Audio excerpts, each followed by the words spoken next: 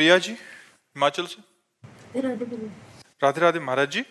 महाराज जी, माला जपने में और काउंटर से जपने में कोई अंतर है? हम कौन सा जप करना चाहिए? काउंटर और माला से, समय से, अंगुली से कैसे भी जपो, ये तो बाहरी बात है। मेन बात है अंदर चलना।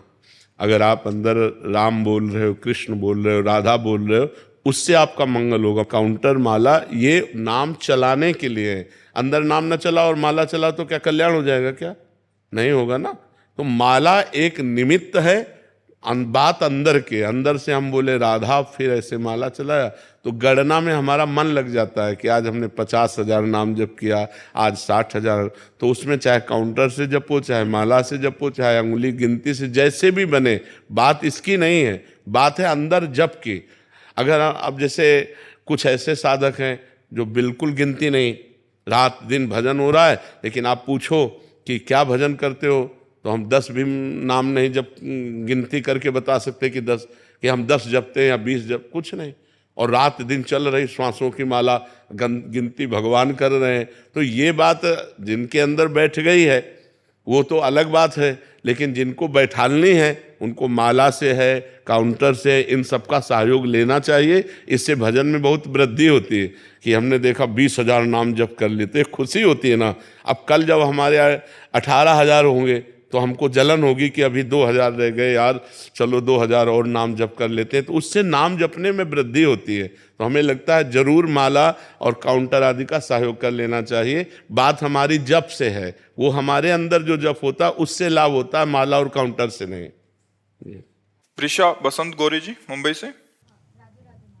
राधे राधे महाराज जी। महाराज जी, हम पराया उन प्रश्नों के उत्तर क्यों खोजते हैं जिनका उत्तर हमारे अंतर आत्मा में कहीं ना कहीं पहले से ज्ञात होता है? क्या ये आत्मा की जिज्ञासा है, मन की अस्थिरता? और जब उत्तर भीतर से प्राप्त हो भी जाए तो भी उसे पूर्ण रूप से कैसे स्वीकार करें? वो पूर्ण श्रद्धा और निश्चय कैसे उत्पन्न? जब तक अध्यात्म निष्ठा नहीं होती तब तक मन बहिर्मुख होता है। तो अंतर की बात सुनने पर भी वो उस पर श्रद्धा और विश्वास नहीं कर पाता, क्योंकि अंतर में सबके परमात्मा बैठा हुआ है। कोई भी जिज्ञासा करो और शांत होकर भगवान का स्मरण करने लगो, उसकी पूर्ति हो जाएगी। पर अंदर की बात सुनने के लिए हमारी वृत्तियां अंतर्मुख तो चाहिए, तो वृत्तियां बहिर्मुख हैं, इसलिए हमें बहिर्मुख होकर प्रश्न करना पड़ता है और प्रश्न सुनना पड़ता है। मना खष्टान इंद्रियाणि प्रकृति स्थान कर सती। मन इंद्रिय 5 ज्ञान इंद्रियों के साथ बाहरी प्रकृति में भ्रमण कर रहा है। यदि अंतर्मुख होकर परमात्मा में आ जाए तो कोई प्रश्न की जरूरत ही नहीं है। जो ही भगवान से अपना चित्त जुड़ेगा, समस्त संशय, समस्त प्रश्न शांत हो जाएंगे। हमें डट के भजन करना चाहिए, नाम जप करना चाहिए भगवान का, जिससे हमारे अंदर अध्यात्म बल आवे, हमारी बुद्धि पवित्र हो, हमारा मन चंचलता रहित हो, हमारी क्रियाएं निष्पाप हों।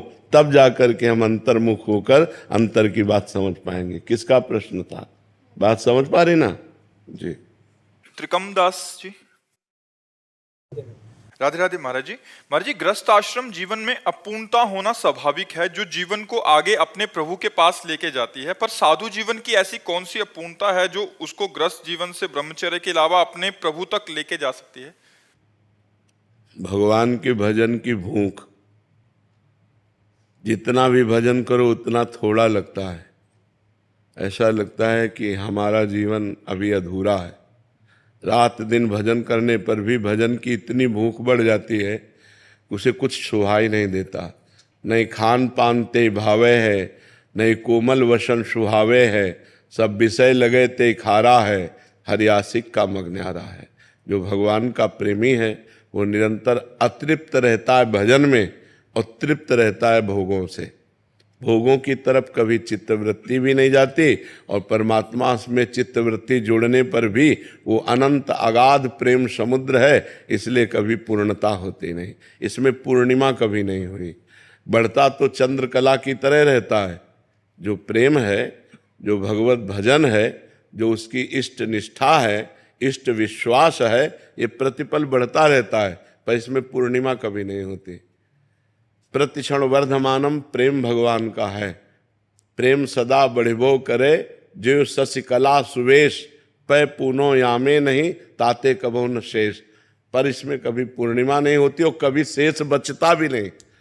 कि अभी इतना रह गया है, नहीं, प्रतिक्षण वर्धमानम, पर पूर्णिमा नहीं।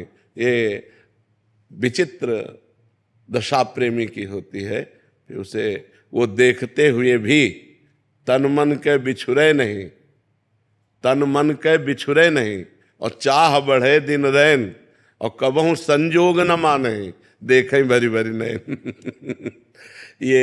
ये जो भगवत प्रेमी महात्मा जन होते हैं, रात दिन परमात्मा में लगे हुए भी अतृप्त रहते हैं।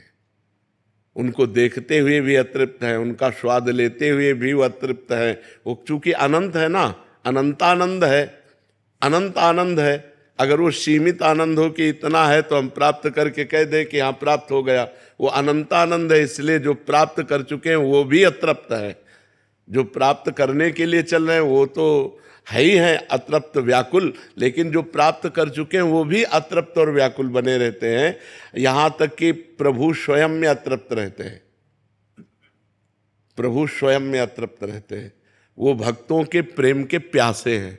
देखो ना, प्रेम का स्वरूप देखो कि परमात्मा होते हुए भी वो कह रहे हैं भाव का भूखा हूं मैं, भाव का भूखा हूं मैं, और भाव ही एक सार है, और भाव से मुझको भजे तो भाव से बेड़ा पार है। भाव बिन सुनी पुकारे मैं कभी सुनता नहीं, भाव पूरित टेर ही करती मुझे लाचार है। वो परमात्मा भी भाव का भूखा हो जाता है, वो भी प्रेम पिपासु हो जाता है, तभी तो भक्तों के पीछे डोलता है। भगवान को प्रेमाधीन कहा गया है। वो प्रेम के अधीन होकर भक्त जो जो कहता है भगवान वैसे वैसे करते हैं, और भगवान जो करते हैं भक्त उसे गाता है। यही जो विरक्त भाव में है, यही अतृप्तता है, यही अपूर्णता है कि वो कभी अपने को अनंतानंद में पूर्ण नहीं मानता है। वो अनंतानंद है ना परमात्मा, समझ पा रहे आप।